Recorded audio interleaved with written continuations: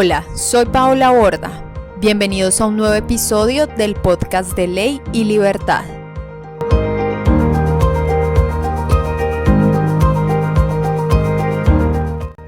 La independencia y la imparcialidad de un sistema judicial son dos condiciones indispensables que salvaguardan el principio de separación de poderes, el Estado de Derecho y los derechos y libertades de los ciudadanos. El modo de designación de los jueces y su desempeño en la práctica son las variables que evidencian estas dos condiciones. A partir de ellas se puede concluir, de un lado, si los jueces son designados en función de sus competencias profesionales o conforme a afiliaciones políticas, y de otro, si los jueces velarán por el principio de legalidad en favor del Estado de Derecho y de las libertades de los ciudadanos, o si ejercerán sus cargos en beneficio de intereses particulares que ignoran el bienestar general y la Constitución. En virtud de lo anterior, una Constitución establece los principios de la administración de justicia y determina los límites del ejercicio del Poder Judicial. Como resultado, la Constitución actualmente vigente en Venezuela, la de 1999, establece en el artículo 254 la autonomía administrativa y financiera del Poder Judicial y en los artículos 7 y 136 los principios de separación de poderes y de la supremacía constitucional. De manera que hoy, en este episodio del podcast de Ley y Libertad, estudiaremos dos temas. Por un lado, cómo se realiza en Venezuela el control constitucional de las leyes y por otro, ¿cuál ha sido el origen de esa falta de independencia e imparcialidad de una gran parte de los jueces y magistrados venezolanos que se evidencia en la actualidad? Toda esta información que expondremos está contenida en el ensayo escrito al que usted puede ingresar haciendo clic en el link que está ubicado en la descripción de este video.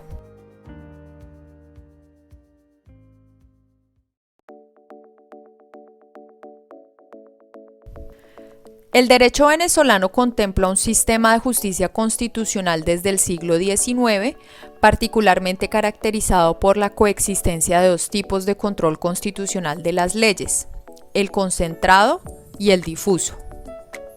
De manera que los artículos 266 y 334 de la Constitución establecen un sistema integral de control de constitucionalidad.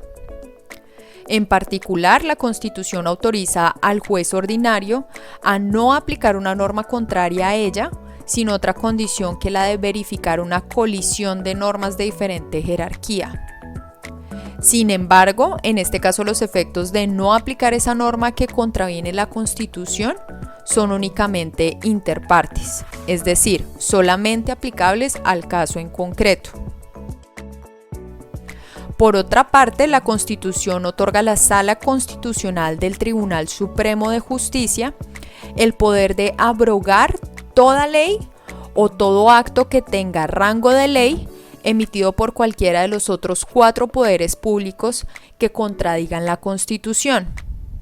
En este último caso, las sentencias de la Sala Constitucional tienen efectos más amplios, es decir, ex nunc, que quiere decir aplicables desde el momento de la decisión hacia el futuro, y erga omnes, que implica que son vinculantes para todos.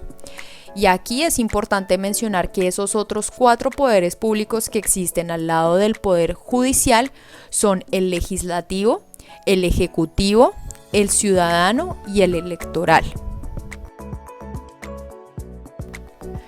En este orden de ideas, el Tribunal Supremo de Justicia, que es la última y máxima instancia del Poder Judicial, comprende 6 salas y 32 magistrados elegidos por la Asamblea Nacional, el Poder Legislativo, por un mandato único de 12 años. La Sala Constitucional en específico vela por el respeto de la Constitución en ejercicio de su rol de máxima instancia de la jurisdicción constitucional venezolana. Sus 7 magistrados realizan el control constitucional conforme a lo establecido en las normas mencionadas anteriormente, en el artículo 336 de la Constitución y en la Ley Orgánica del Tribunal Supremo. En cuanto a esta ley orgánica, la Asamblea Constituyente, convocada en 1999 por Hugo Chávez, confió su redacción a la Asamblea Nacional. Ella debía reglamentar 2 aspectos: el régimen disciplinario de los jueces y magistrados y el régimen administrativo del Poder Judicial. Sin embargo, ella fue promulgada hasta 5 años después de esa fecha, es decir, en 2004. De manera que en ese intervalo de tiempo, un régimen transicional adoptado por la vía de un decreto previó 2 comisiones al interior del Tribunal Supremo que fueron las responsables de la dirección de todo el Poder Judicial. Estas fueron la Comisión de Funcionamiento y de Reestructuración del Sistema Judicial y la Comisión de Emergencia Judicial. Como se puede inferir, esta situación transitoria debilitó la independencia y la imparcialidad judicial, porque permitió la intromisión de los otros poderes públicos en la nominación y la sanción disciplinaria de los jueces. Lo anterior teniendo en cuenta que el Tribunal Supremo suspendió en 2003 los llamados concursos de admisión y de promoción a la función judicial, aun cuando el artículo 255 de la Constitución prevé un sistema de concursos públicos para nominar magistrados y jueces que garantizaría su independencia política y su imparcialidad. En consecuencia, a pesar del mandato constitucional existente, los concursos no han sido llevados a cabo desde hace más de 15 años.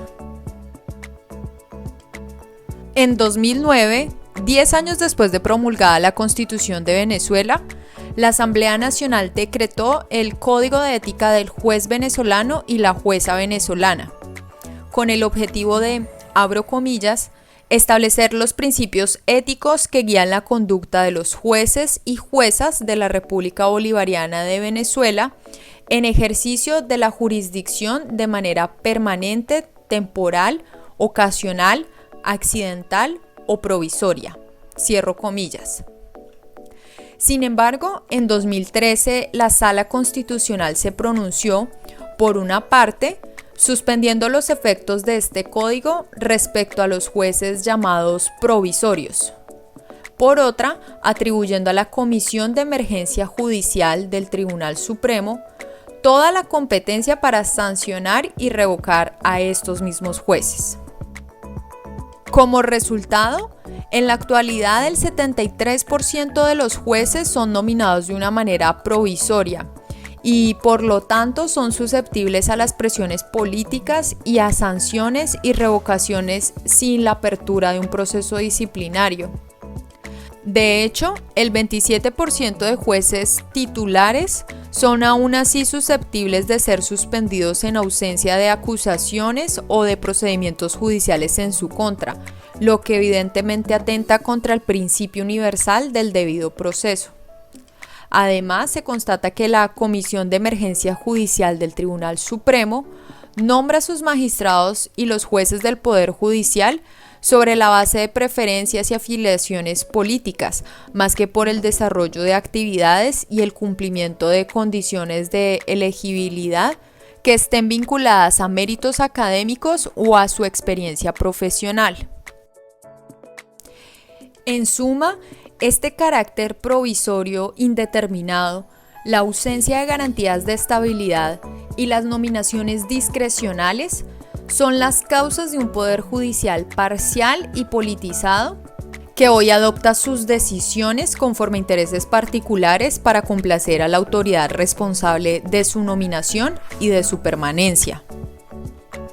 Sin embargo, se debe señalar que hay otro tipo de casos. Por un lado, varios jueces han sido víctimas de actos de hostigamiento y de intimidación, con la finalidad de impedirles el ejercicio de su independencia y de obligarlos a resolver litigios de manera favorable a ciertos intereses. De hecho, estos casos se han venido presentando de manera sistemática desde hace varios años, lo que permite concluir que se trata de represalias en contra de un perfil específico de funcionarios judiciales. Por otro lado, ciertos jueces han sido inmediatamente destituidos de sus cargos, sancionados y detenidos después de haber emitido decisiones de una importancia política. El caso de la juez titular María Lourdes Afiuni es un ejemplo emblemático de esto. Y si a usted le interesa aprender más sobre él, lo invitamos a escuchar el episodio en donde lo explicamos en detalle. Consulte por favor el link de la descripción.